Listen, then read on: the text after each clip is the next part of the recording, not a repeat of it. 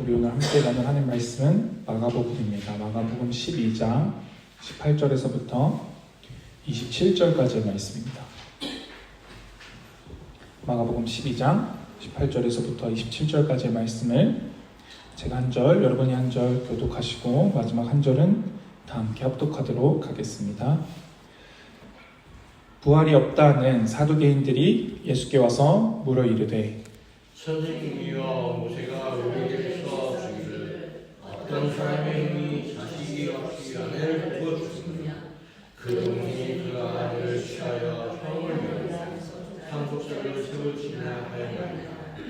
칠형제가 있었는데 마지가 아내를 취하였다가 상속자가 없이 죽고 둘째도 그 여자를 취하였다가 상속자가 없이 죽고 셋째도 그리하여 일곱이 다 상속자가 없었고 최후에 여자도 죽었나이다. 일곱 사람이 다 그를 아내로 취하였으니 부활 때에 곧 그들이 살아날 때에 그 중에 누구의 아내가 되니까? 예수께서 이르시되 너희가 성경도 하나님의 능력도 알지 못함으로 오해함이 아니냐. 사람이 죽은 자 앞에서 살아날 때는 장가도 아니하고 시집도 아니하고 하늘에 있는 천사들과 같으니라. 죽은 자가 살아난다는 것을 말할진대 너희가 모세의 책 중 가시나무 떨기에 관한 글에 하나님께서 모세에게 이르시되 나는 아브라함의 하나님이요 이삭의 하나님이요 야곱의 하나님이로다 하신 말씀을 읽어보지 못하였느냐. 하나님은 죽은 자의 하나님이 아니요 산 자의 하나님이시라. 너희가 크게 오해하였도다 하시니라. 아멘. 기도드리겠습니다. 하나님, 우리는 계속해서 마가복음의 말씀으로 함께 은혜를 나누고 있습니다. 우리 부활절 한 주 전인 종려주일로 지키는 날입니다. 예수님께서 나귀를 타고 겸손히 예루살렘에 입성하시던 그 모습, 그 날을 기념하며 우리 이 날을 기억합니다. 예수님께서 이 땅에 오신 삶의 이유와 목적, 그 삶에 합당한 그 삶을 은혜로 받은 자의 삶으로서 주님께 드려지게 하여 주시옵소서. 우리를 하나님께로 이끄시며 인도하시는 하나님, 이 자리에 함께하지 못한 지체들도 긍휼히 여기시고 그들에게도 동일한 은혜로 함께하여 주시옵소서. 전하는 이나 듣는 이 모두가 하나님의 말씀 앞에 겸손히 아멘함으로 순종하기를 바라오며 예수님의 이름으로 기도드렸습니다. 아멘. 여러분, 이음 아십니까? 이음? KTX도 이음 KTX가 있더라고요. KTX 이음인가? 이음 KTX인가? 네, 웃는 분들이 계신데 웃는 분들은 이음을 제가 왜 말하고 있는지 알기 때문입니다. 뭘 말하는 거지 싶으신 분들은 아직 제가 이음을 왜 말하고 있는지 모르시기 때문입니다. 있다. 있는다는 것은 끊어진 것을 이어주는 것입니다. 하나인 것을 이을 수는 없습니다. 실이 하나로 연결되어 있으면 이을 필요가 없습니다. 그걸 계속 이으려고 하면 엉키게 되고 묶이게 되는 거죠. 잘못. 근데 끊어진 실을 이어서 사용할 수 있습니다. 끊어진 관계를 이어준다라는 것은 관계를 회복시켜주는 것을 말합니다. 이 이음 혹은 있다라는 단어, 이 단어를 기억하시고 오늘 말씀을 따라오시면 좋을 것 같습니다. 우리 지난 주일에는 하나님의 것을 하나님께 드려라 라는 말씀, 예수님께서 말씀하신 말씀으로 함께 은혜를 나누었습니다. 하나님은 하나님의 모든 것을 우리에게 주셨습니다. 모든 것, 말 그대로 모든 것을. 그러나 우리가 이 모든 것을 받은 자라는 것을 잊고 살아갈 때가 너무 많습니다. 우리는 하나님께 모든 것을 받은 자이고, 바울이 말하기를 우리는 그리스도의 것이고 그리스도는 하나님의 것이다 라고 말하고 있습니다. 하나님은 우리에게 모든 것을 주셨을 뿐만 아니라 우리가 그리스도의 소유되심을 알리고 계시고 그리스도는 하나님의 소유이심을 말씀하고 계십니다. 결국엔 우리 모두가 하나님의 것입니다. 그렇기 때문에 우리는 하나님의 것인 우리의 삶을, 우리의 시간을, 우리의 물질을, 우리의 마음을 하나님을 위해 하나님께서 말씀하신 대로 하나님을 사랑하는 일과 이웃을 사랑하는 일에 드려야 합니다.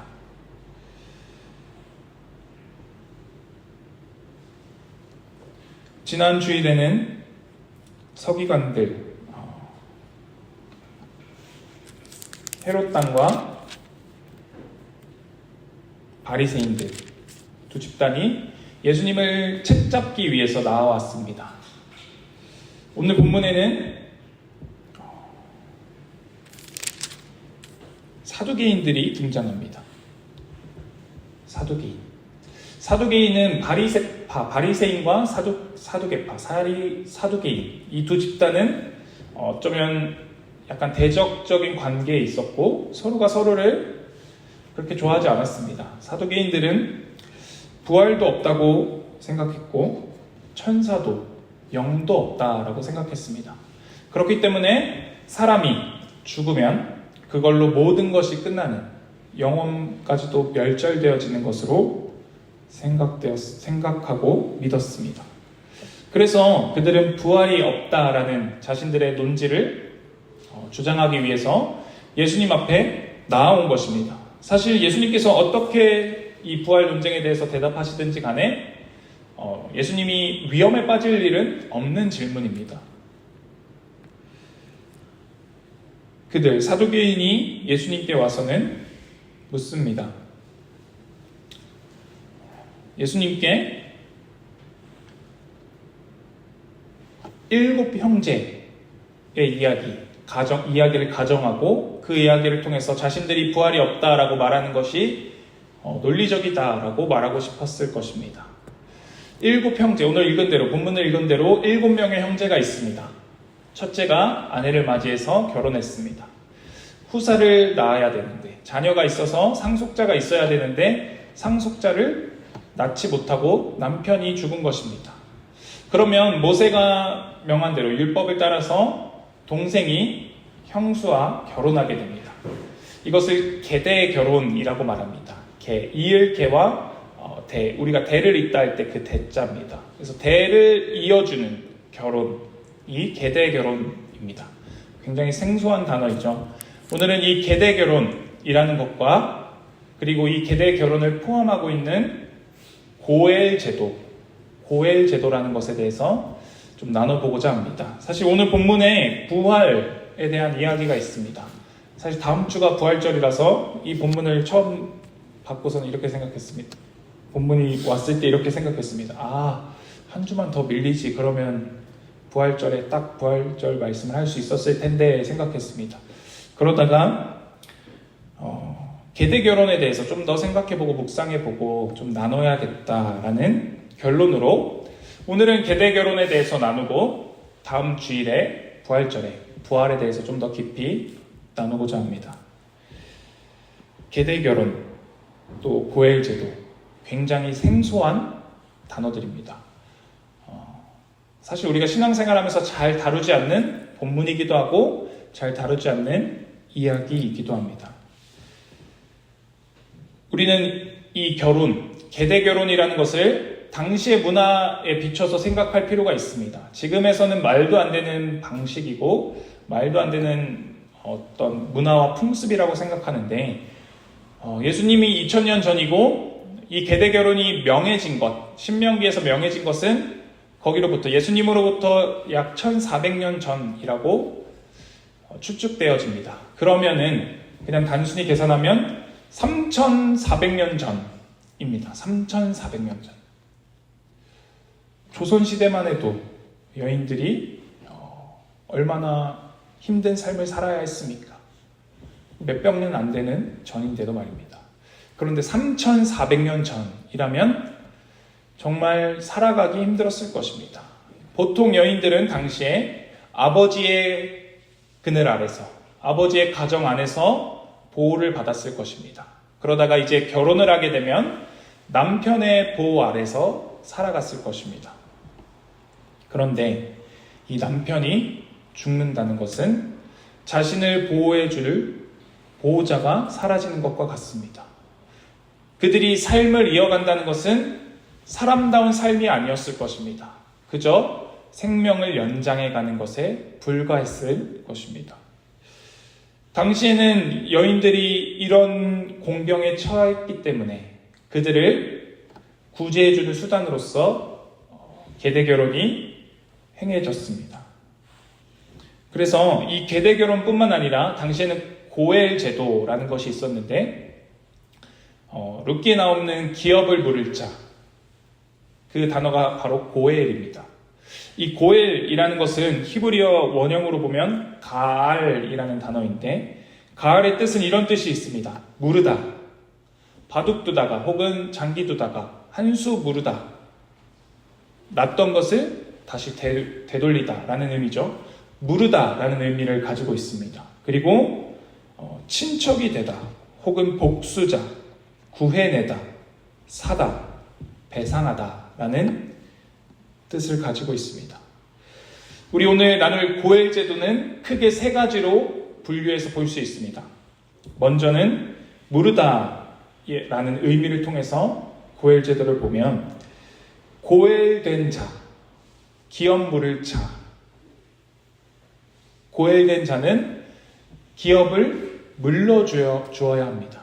기업을 무르다라는 것은 이런 의미입니다. 이스라엘 백성들은 가나안 땅에 들어갈 때 다 땅을 분배받았습니다. 땅은 하나님의 것이었고 땅을 통해서 소산을 얻어서 이어갈 수 있습니다. 생명을 이어갈 수 있고 가족을 지킬 수 있었고 가족이 대를 이어서 그 땅을 물려받아서 살아갈 수 있었습니다. 이것은 하나님께서 약속의 땅에서 주신 약속의 땅입니다. 하나님께서 주신 땅. 그런데 사람이 살다 보면 어찌 계획한 대로, 생각한 대로 되겠습니까? 살다 보면 빚을 질 수도 있고 그 빚을 갚을 능력이 도무지 되지 않아서 마지막 최후에는 땅을 팔기도 했습니다. 땅을 팔게 되면 기업 물을 자, 고엘된 자, 고엘 제도를 따라서 능력 있는 가장 가까운 친족이 그 땅을 물러줬어야 합니다. 그 땅을 되사는 것입니다. 되사면 그 사람의 돈은 어디로 갑니까? 그냥 되사주고 끝나는 겁니다. 이게 고엘 제도입니다. 유력한 자가 있다면, 돈을 많이 가진 자 있어? 그러면 너의 친족 중에 땅을 팔 만큼 힘든 삶을 살고 있다면 그 땅을 물러줘 라고 하나님께서 말씀하시는 것입니다.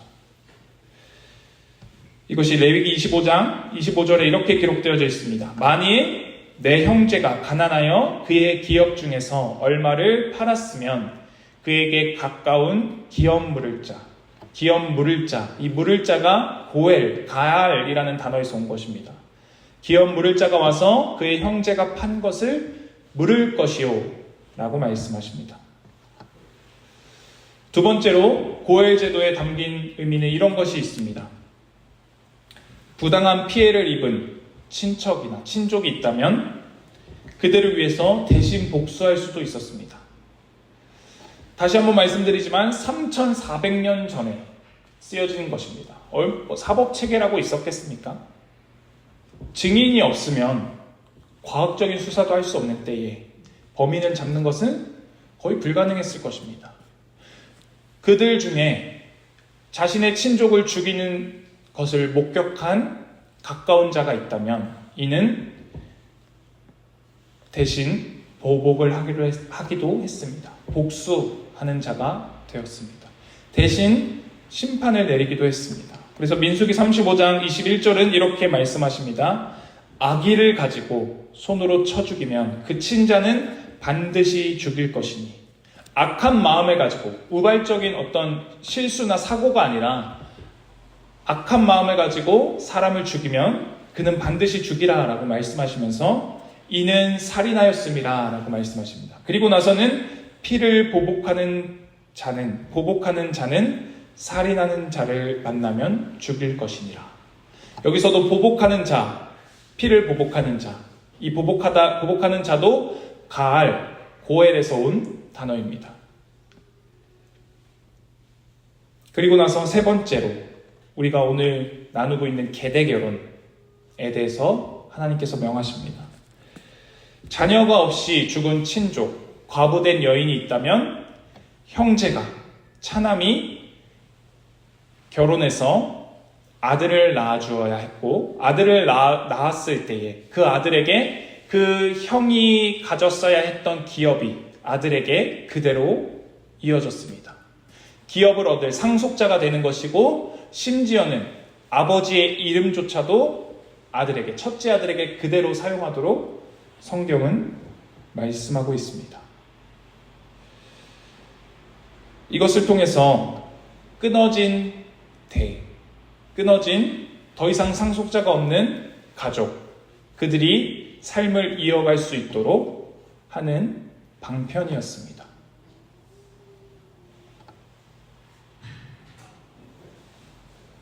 그래서 신명기 25장 6절에는 이렇게 말씀하십니다. 그 여인이 낳은 첫 아들이 그 죽은 형제의 이름을 잊게 하여 그 이름이 이스라엘 중에서 끊어지지 않게 할 것이니라. 땅을 기업으로 주셨고, 땅은 하나님께서 언약하신 언약을 받은 것이었습니다. 이 땅을 경작할 이가 있어야 하고, 이 땅의 소유주가 있어야 땅에서 먹고 살 수 있습니다. 그래서 대가 끊어진, 과부가 되어서 자신의 소유권을 주장할 수 없는 그 여인을 위해서도 이 계대 결혼은 필요했었고, 그 대가 끊이지 않고 이어지는 것이 중요했습니다. 그렇다면 이 고엘 제도가, 또 오늘 본문에 나오는 계대 결혼이 오늘날 우리와 무슨 상관이 있습니까?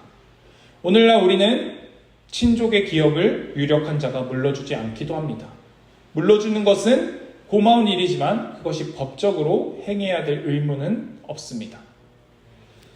오늘날의 계대 결혼을 말한다면 이건 제 생각엔 그냥 잘은 모르겠지만 법적으로도 문제가 많을 것 같습니다. 사회적인 통념상으로도 인정될 수 없는 일입니다.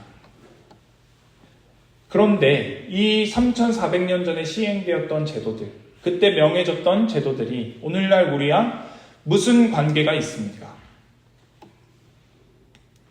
땅을 물은다는 것을 먼저 생각해 본다면, 땅을 물은다는 것은 이런 의미를 가집니다. 자신이 능력이 없어서 땅을 잃었습니다. 땅을 되찾아올 길은 없습니다. 그러면 기업 물을 자가 와서 대신 아무런 대가 없이 기업을 물러줍니다. 그 땅을 내가 사서 내 소유로 하고 땅을 잃어버린 사람은 그저 소작농이 되어서 살게 할 수도 있습니다. 그러나 하나님은 기업을 물러주라라고 말씀하십니다. 우리 기업 무르는 것을 통해서 본다면 그리스도야말로 진정으로 기업을 무르는 자입니다. 그분은 우리가 죄악으로 말미암아서 생명을 잃어버린 그때에, 생명을 되찾을 길이 없는 그때에 생명을 되찾는 고엘된 자로서 임하셨습니다. 그리하여서 우리의 생명을 물러주셨습니다. 우리의 생명을 되사주셨습니다. 그리고는 그분이 그것을 소유하지 않으시고, 그분이 그것을 주장하지 않으시고 우리에게 거저 주셨습니다. 마치 기업 무르는 자가 와서 친족의 땅을 값을 지불하여 되돌려 주는 것처럼. 그가 얻을 것은 없습니다. 그저 돈을 잃을 뿐입니다. 예수님이 이 땅에 오셔서 죽으심으로 말미암아 우리를 통해서 얻으실 것은 전혀 없습니다. 그분은 그저 우리를 사랑하시는 마음으로 우리를 대신해서 죽어주셨습니다. 그리고는 그 생명을, 그 부활을 우리에게 주셨습니다. 두 번째로 피해 복수를 하는 고엘 제도는 우리에게 어떤 의미를 가집니까? 이것 또한 그리스도께서 사단을 멸하심으로, 사단의 권세를 무너뜨리심으로 우리의 보복을 대신하시는 것입니다. 사단은 우리를 유혹했고 우리로 하여금 하나님으로부터 멀어지게 했습니다. 예수님은 그것을 그저 내버려 두지 않으시고 그것을 심판하시는 하나님이십니다. 예수님은 우리를 구원하실 뿐만 아니라 사단의 권세를 무너뜨리십니다. 더 이상 사망이 힘쓰지 못하게 하십니다. 이제는 그리스도가 하나님이심을 드러내실 것입니다. 그리고 좀 어려웠던 계대결혼입니다. 계대결혼. 이것이 우리와 무슨 상관이 있습니까? 먼저는 이렇게 생각했습니다. 성경은 종종 하나님을 신랑으로, 우리를 신부로 비유합니다. 하나님의 신부된 우리는 남편을 잃은 자같이, 과부같이 살아왔습니다. 보호받지 못하는 자, 나의 삶을 지키지 못하는 자, 내가 나를 지킬 수 없는 자. 내가 나를 지킬 수 있다고 착각하기도 하는데 우리 잘 생각해보면 자녀들을 보면 좀 쉽게 와닿습니다. 자녀들을 보다 보면 조마조마할 때가 많습니다. 내가 다 돌봐줄 수 없기에, 내가 다 해결해 줄 수 없기에 그러합니다. 나보다 더 사랑하는 자녀라고까지 표현하는 자녀조차도 그렇게 해줄 수 없다면 나는 말할 것도 없는 것입니다. 내가 나를 지킬 수 없습니다. 내가 나를 흔들리지 않도록 할 수 없습니다. 우리는 강한 남편이 필요합니다. 우리를 보호해줄 남편이 필요합니다. 그래서 하나님은 이사야 54장에 이렇게 말씀하십니다. 54장 4절에서부터 8절까지의 말씀을 제가 봉독해 드리겠습니다. 두려워하지 말라. 내가 수치를 당하지 아니하리라. 놀라지 말라. 내가 부끄러움을 보지 아니하리라. 내가 내 젊었을 때의 수치를 잊겠고 과부 때의 치욕을 다시 기억함이 없으리니 이는 너를 지으신 이가 내 남편이시라. 그의 이름은 만군의 여호와시며 내 구속자는 이스라엘의 거룩한 이시라. 그는 온 땅의 하나님이라 일컬음을 받으실 것이라. 여호와께서 너를 부르시되 마치 버림을 받아 마음에 근심하는 아내, 곧 어릴 때의 아내가 되었다가 버림을 받은 자에게 함과 같이 하실 것임이라. 내 하나님께서 말씀하셨느니라. 내가 잠시 너를 버렸으나 큰 긍휼로 너를 모을 것이요. 내가 넘치는 진노로 내 얼굴을 내게서 잠시 가렸으나 영원한 자비로 너를 긍휼히 여기리라. 내 구속자 여호와께서 말씀하셨느니라. 시편 54편, 이사야 54장에서 말씀하시는 이 4절에서 8절에 나타나는 구속자라는 단어 있습니다. 구속자. 구속자라는 단어의 히브리어 원형도 가알입니다. 내가 고엘된 자, 내가 기업을 부르는 자가 되겠다. 내가 계대결혼으로서 책임지는 자가 되겠다라고 하나님께서 말씀하십니다. 내가 너의 남편이 되어주겠다라고 말씀하십니다. 우리의 죄악됨으로, 우리의 잘못으로 하나님께서는 진노하시기도 하시지만 하나님은 긍휼로서 우리를 회복시키는 분이십니다. 8절에는 이렇게 표현하십니다. 내가 넘치는 진노로 내 얼굴을 내게서 잠시 가렸으나. 하나님께서 넘치는 진노로서 하나님의 얼굴을 우리에게서 가리셨다라고 말씀하십니다. 그러나 하나님은 또한 이렇게 말씀하십니다. 영원한 자비로 너를 긍휼히 여기리라. 하나님은 넘치는 진노로서 우리를 때로는 훈계하시지만 하나님은 영원한 자비로서 우리를 돌이키십니다. 우리를 회복하시는 하나님이십니다. 바울은 이렇게 말합니다. 고린도서 11장 2절에 내가 하나님의 열심으로 너희를 위하여 열심을 내노니 내가 너희를 정결한 처녀로 한 남편인 그리스도께 드리려고 중매함이로다. 바울은 처녀된 우리를 한 남편, 유일한 남편이신 그리스도께로 중매한다라고 말하고 있습니다. 우리는 그분을 남편으로 맞이해야 합니다. 이것은 우리가 택한 것도 아니고 우리가 요구했던 것도 아닙니다. 하나님께서 우리에게 은혜로 주신 것입니다. 이 기업을 이을 후사를 낳아주는 계대 결혼은 여인만을 위한 것이 아닙니다. 한 미망인을 단순히 보호하는 역할만 있는 것이 아닙니다. 이것은 그 여인이 낳은 아들, 계대 결혼을 통해서 낳은 아들을 그 남편의 이름을 주는 것을 통해서 우리가 알 수 있습니다.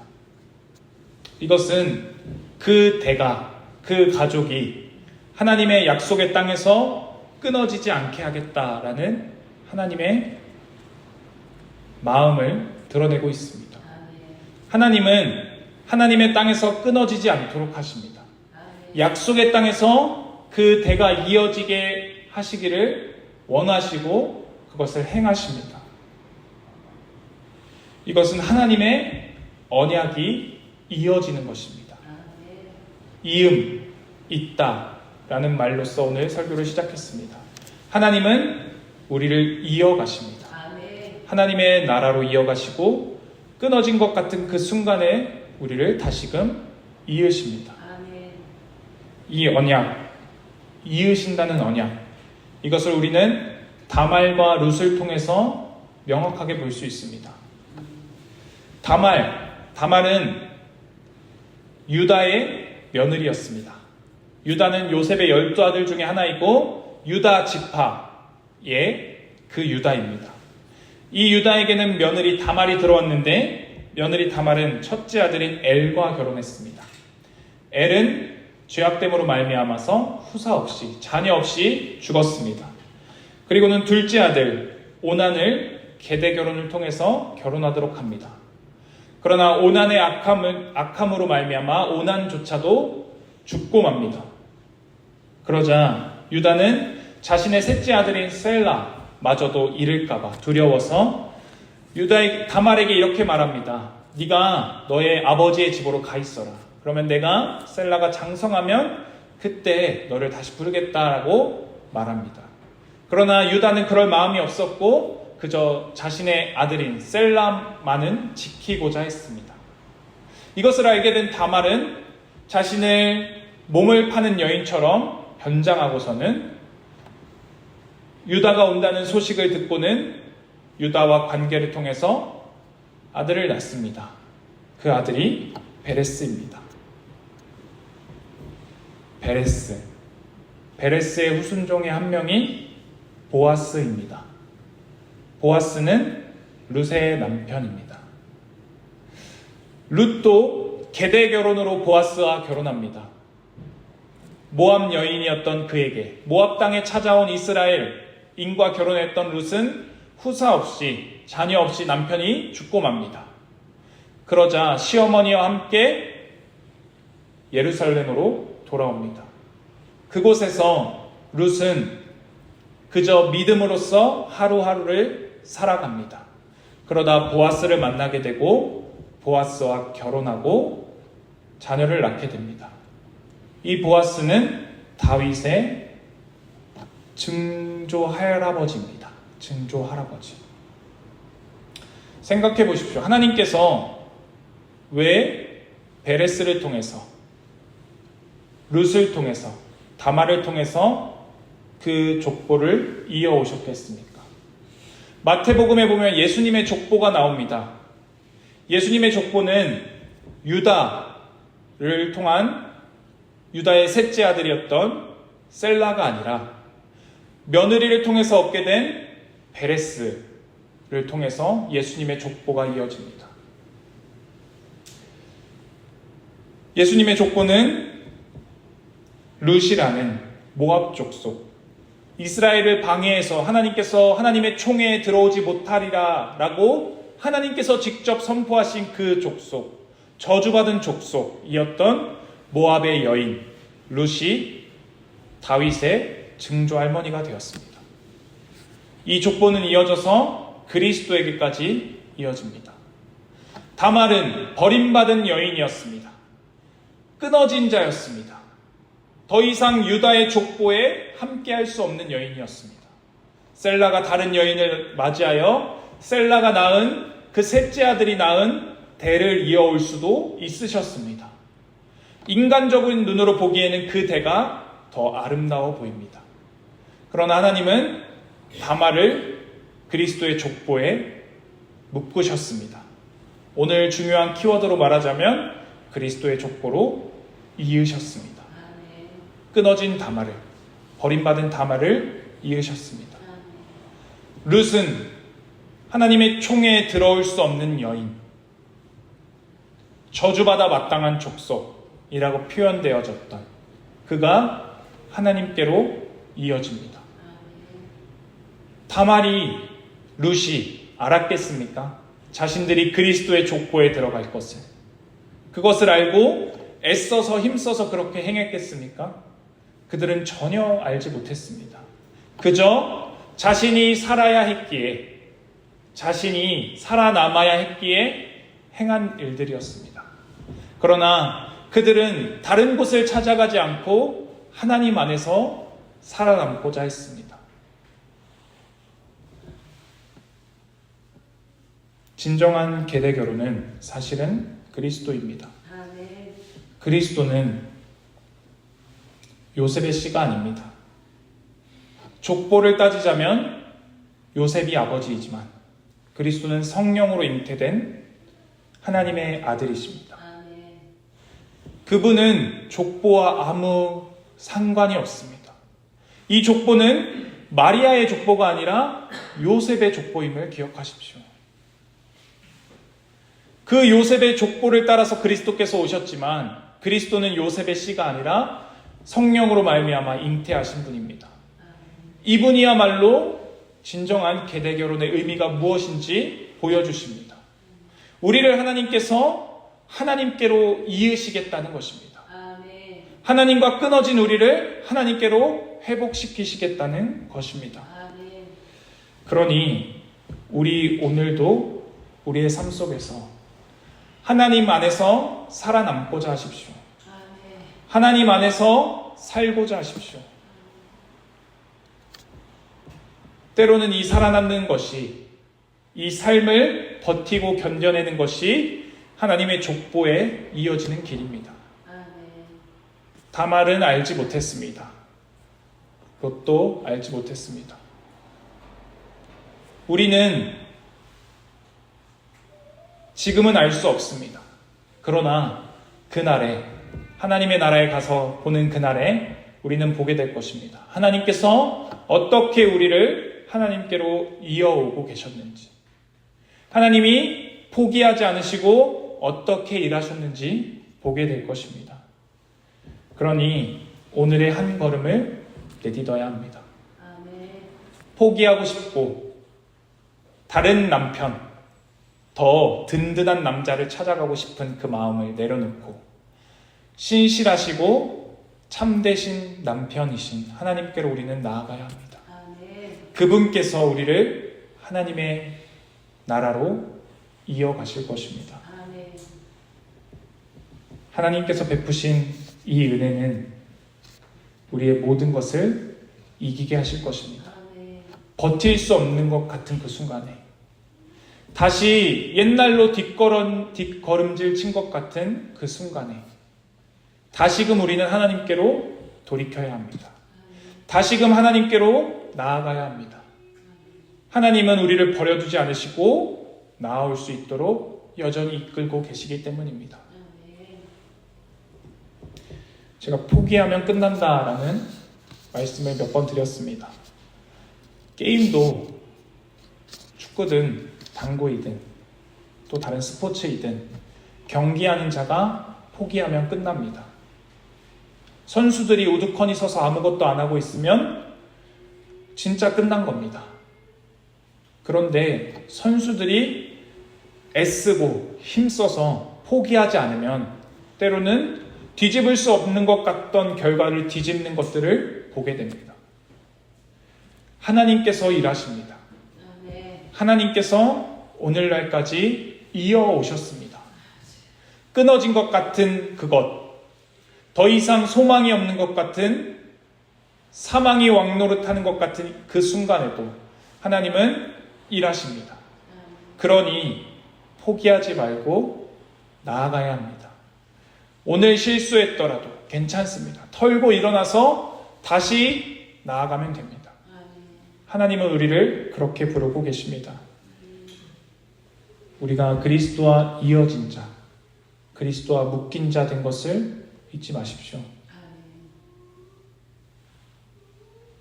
그러니 우리의 삶을 버티고 때로는 견뎌냅시다. 늘 말씀드리듯이 좋은 말로써, 환대하는 웃는 얼굴로써 상대를 맞이합시다. 이 삶 속에서 하나님께서 가치를 담으시고 하나님께서 일을 이루실 것입니다.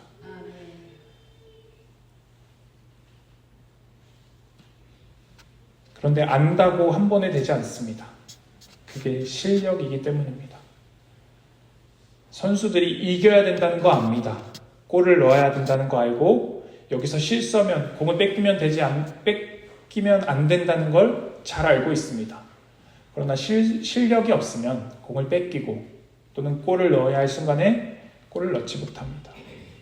우리에게 남겨진 이 시간, 고통스러운 것 같이 느껴지는 이 기간들, 남아있는 삶, 이 속에서 하나님께서 우리의 실력을 만들어 가십니다.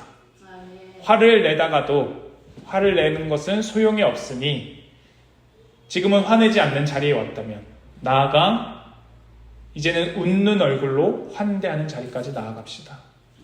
우리의 실력을 하나님께서 길러주실 것입니다. 그렇게 한 걸음 한 걸음 나아가 결국에 그리스도를 닮은 모습으로 진정 아름다운 사람으로서 아름다운 하나님의 창조물로서 세워지는 그날을 고대하며 우리 모두가 함께 가길 바랍니다. 기도드리겠습니다. 하나님 아버지, 우리는 연약합니다.